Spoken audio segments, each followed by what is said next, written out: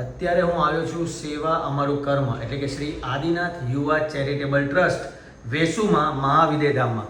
અને અહીંયા હું કેબિનમાં આવ્યો તો મેં એક સરસ મજાની એક આર્ટિસ્ટિક વસ્તુ જોઈ જે મેં મારી લાઈફમાં ક્યારે પણ નથી જોઈ, અને એ છે તમને પણ બતાવું.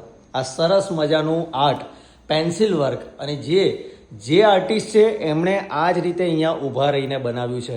એટલે જ્યાં કવ પડે છે ત્યાં પણ એમણે એમના હાથેથી પેન્સિલથી આખું વર્ક કર્યું છે.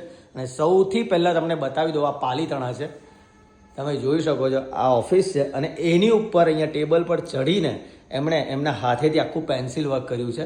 તો આ છે એમનું પહેલું આર્ટિસ્ટિક વર્ક પેન્સિલથી પાલીતાણા. હવે તમને આ બીજું બતાવું. આ છે રાણકપુર. સેમ વેથી એમણે સેમ રીતે બનાવ્યું છે. આ લાસ્ટ યર જ હું ગયો હતો અહીંયા. એક સરસ મજાનું વિમાન આવે ને એ પ્રકારનું કોઈકને સ્વપ્ન આવેલું અને સપનામાંથી એનું રિયાલિટીમાં દિરાસર બન્યું છે. જોરદાર. અને આ છે થર્ડ પેઇન્ટિંગ જે છે ગિરનારજી, અને ગિરનારજીનું આપ જોઈ શકો છો.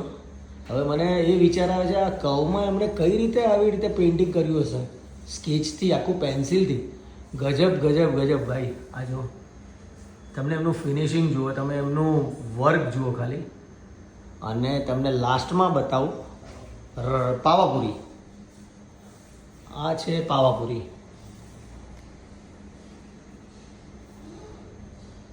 આ છે પાવાપુરી.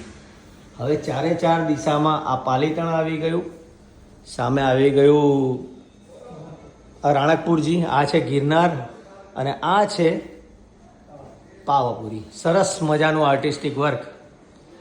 હવે જો તમને પણ જોવું હોય ને તો ખાસ અહીંયા આવી જજો વેસુમાં મહાવિદ્યાધામમાં 3rd ફ્લોર પર શ્રી આદિનાથ યુવા ચેરિટેબલ ટ્રસ્ટમાં. અદ્ભુત અદ્ભુત.